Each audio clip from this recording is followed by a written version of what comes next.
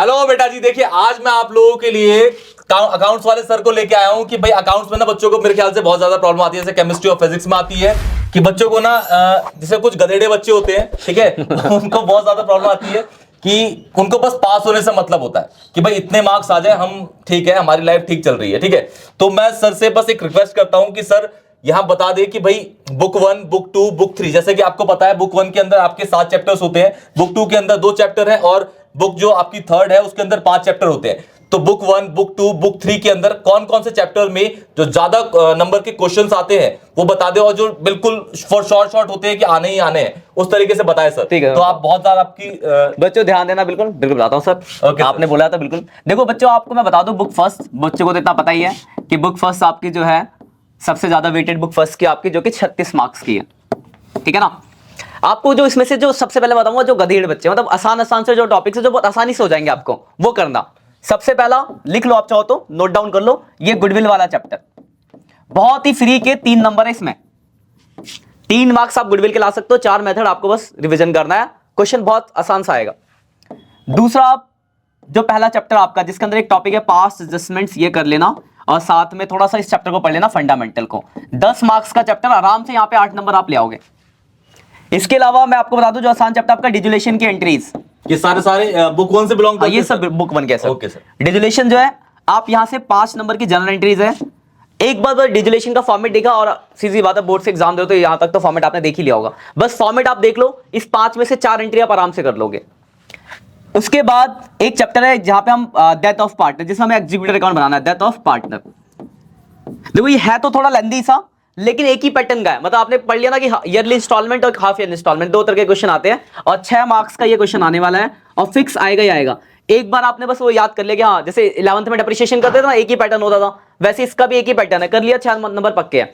हाँ, एडमिशन और रिटायरमेंट के लिए आपको थोड़ा डिटेल में पढ़ना पड़ेगा, तो वो आप बात की बात करेंगे। लेकिन हाँ, जो बच्चे अच्छे नंबर वाले हैं वो एडमिशन रिटायरमेंट को देख सकते हैं। बता, ये जो है टॉपिक बहुत ही सिंपल है पहले के अंदर। अगर मैं दूसरे की बुक की बात करूं, बुक 2, ये तो समझो अगर बुक 2 किसी की बहुत स्ट्रांग है तो उसके 80 में से 60 प्लस कहीं नहीं गए, क्योंकि बुक 2 में 2 चैप्टर है और 24 नंबर के हैं।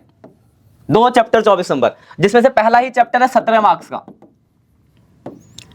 इस 17 में से 6 नंबर अगर मैं साइड कर दूं, चलो 7 साइड कर देता हूं, 10 नंबर लाना बहुत ही आसान है। एक 6 नंबर का जो क्वेश्चन है प्रोराटा, जहां पे बच्चे वो एक डिफिकल्ट टॉपिक आ जाता है, वहां बच्चे फंस जाते हैं। लेकिन ये 2 टॉपिक जो मैं आपको बता रहा हूं बच्चे ध्यान रखना, एक आपको बैलेंस शीट में शेयर कैपिटल को दिखाना, और दूसरा अदर देन कैश, इसको कर लेना। 6 नंबर यहां हो गए। डिवेंचर्स बहुत सिंपल सा चैप्टर है, 6 नंबर वहां से बिल्कुल फिक्स है। 4 टॉपिक आपको रखने हैं बस। उन 4 में से 2 टॉपिक तो बिल्कुल सिंपल है, interest on debenture, issue debenture with terms of redemption. तो डिवेंचर से आपके हो गए। 3rd बुक में जो आप कर लेना, अभी टारगेट रखो पहले इनिशियली में, एक तो कैश फ्लो। ये मैं क्यों कह रहा हूं कैश फ्लो स्टेटमेंट, क्योंकि ये अभी आपने प्रैक्टिकल के लिए पढ़ा होगा, क्योंकि प्रैक्टिकल क्वेश्चन यही से बने, कैश फ्लो और रेशियो से।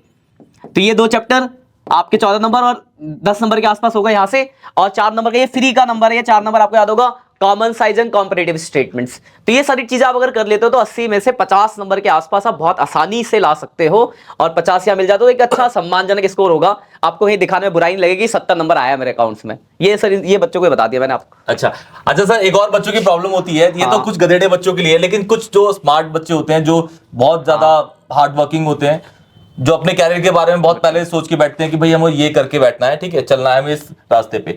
अच्छा, उनको ना आप मुझे बच्चों को बताइए कि बच्चे जब पढ़ते हैं लेट नाइट, क्योंकि आज के टाइम में स्कूल तो सारे के सारे ऑलमोस्ट बंद हो चुके हैं, प्रैक्टिकल सारे खत्म हो चुके हैं, प्री बोर्ड भी सब खत्म हो चुके हैं, ठीक है। आज के टाइम में स्कूल भी बंद हो गए ऑलमोस्ट, ठीक है। मेरा स्कूल खुद ही कल बंद होने वाला है अब, ठीक है। अच्छा, तो बच्चों को बताइए कि बच्चे जैसे ही 12 बज जाते हैं, ठीक है, बच्चों को ना नींद आने लगती है, तो सर बच्चों का थोड़ा बिल्कुल खोल के रखे और चिमटी लगा के रखे कि ये मैं पढ़ सके। ये मैं अपना पर्सनल एक्सपीरियंस बताऊंगा। पहले मैं बैचेस में ऐसा ही होता है, बच्चों को मैं ऑफलाइन बैचेस में भी यही कहता हूँ। ऑफलाइन बैचेस कहते हैं सर हम तो जैसी बुक लेते हैं हमें नींद आने लगती है, और एग्जाम का प्रेशर अलग, घर वाले कहते हैं सुबह जगो, हम कहते हैं रात को, रात सुबह कुछ भी नहीं करते और होता नहीं पढ़ाई।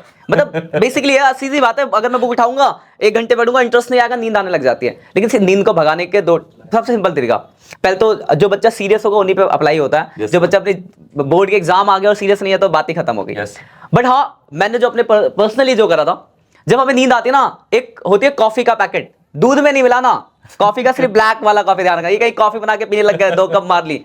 ब्लैक कॉफी, पानी लो गर्म करो, उसमें कॉफी का पैकेट डालो, थोड़ी कड़वी लगेगी, लेकिन जैसे ही आप एक मग कॉफी पी लोगे ना 3 घंटे तक तो भूल जाओ, आपको नींद आएगी।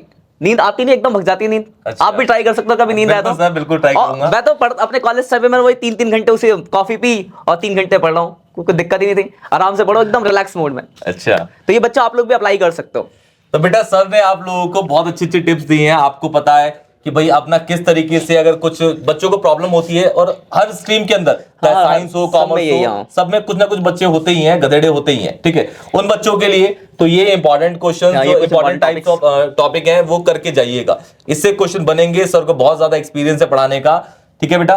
तब तक के लिए टेक केयर बेटा, सर विशेष दे दिए बच्चों के लिए। ऑल द बेस्ट बच्चों, अच्छे से एग्जाम दो। और हाँ, कोई दिक्कत ये नहीं, जितने भी मैंने यहाँ टॉपिक्स लिखा है एकदम, अगर आपने इनमें से कुछ भी नहीं करा तो हमारे चैनल पे चले जाना, अगर नए भी हो तो प्लेलिस्ट में आपको ये सब टॉपिक्स मिल जाएंगे इंपॉर्टेंट टॉपिक्स के नाम से, वहां से आप एक एक करके टॉपिक्स को रिवाइज कर सकते हो। कोई भी ऐसा टॉपिक जो आपको लगता है कि सर मुझे चैनल पे तो बहुत सारी वीडियो मिल नहीं रहा, तो टॉपिक का नाम कमेंट कर देना, मैं आपको उसका मतलब कहते हैं वीडियो का लिंक शेयर कर दूंगा, वहां से आप देख सकते हो। लेकिन ये नहीं कि एक साथ ही 10 नाम दे देगी, मुझे तो 10 हो ही नहीं आता सर, 10 डाल दिया।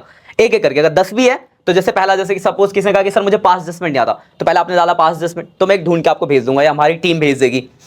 उसके बाद फिर दूसरा टॉपिक डाल दिया सर 5 के एडमिशन का, ये मुझे ये एडजस्टमेंट ऑफ कैपिटल का टॉपिक चाहिए, या कैश फ्लो के लॉन्ग क्वेश्चन कैसे करना है। तो एक एक करके डालना, ऐसा नहीं एक साथ आप 10 टॉपिक मत डालना, तो हमारी टीम को बड़ी दिक्कत होती है उसे ढूंढने में। तो आप एक एक टॉपिक डालोगे ना, तो टीम का जो हमारे मेंबर है बैकएंड टीम, वो हमसे पूछ लेती है, हम उन्हें बताते कि अच्छा ये वाला टॉपिक ये रहा, फिर वो लिंक वहां पे पेस्ट हो जाता है, तो आपको वहां से भी वो कंटेंट मिल जाएगा।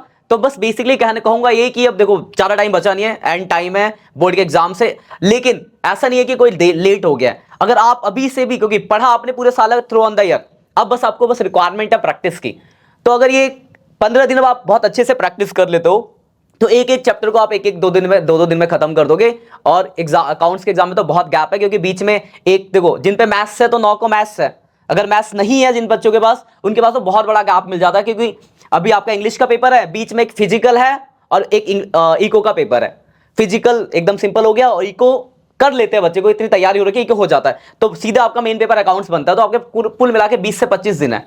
मैथ्स भी है, तब भी आपके पास समझो 12 से 14 दिन है आपके पास, तो आप आराम से 14 चैप्टर को बहुत अच्छे से रिवाइज कर सकते हो और बहुत अच्छा स्कोर कर सकते हो। और इस बात की तो बिल्कुल भी टेंशन मत लेना कि पेपर बहुत मुश्किल आने वाला है, पेपर एकदम मॉडरेट आता है। सिर्फ तो समझो आप 10% ही पेपर जो होता है वो मुश्किल होता है, तो मतलब 8 नंबर से 10 नंबर का पेपर होगा, जिसके लिए आपको थोड़ा पढ़ना पड़ता है। 80 में से 70 नंबर लाना बहुत ही एवरेज, अगर आप अच्छे से एकदम स्लोली बेसिस पे भी तैयारी करके चलते हो ना, तो 70 तो आराम से आ जाएंगे। 70 ये 20 हो 90 हो गए, बट लेकिन हाँ पढ़ना पड़ेगा, बिना पढ़े तो 5 नंबर भी लाना मुश्किल होता है। चलो ऑल द बेस्ट बच्चों। हम तो सर आप सर वैसे बेसिकली अभी सरस्वती माँ का आज होती पूजा थी, तो सरस्वती माँ की पूजा करके आ रहे हैं, आप बहुत स्मार्ट लग रहे हैं। Thank you sir, thank you. चलिए बेटा जी, टेक केयर। ओके बच्चों, बाय बच्चों, हैप्पी सरस्वती पूजा बच्चों, टेक केयर बेटा।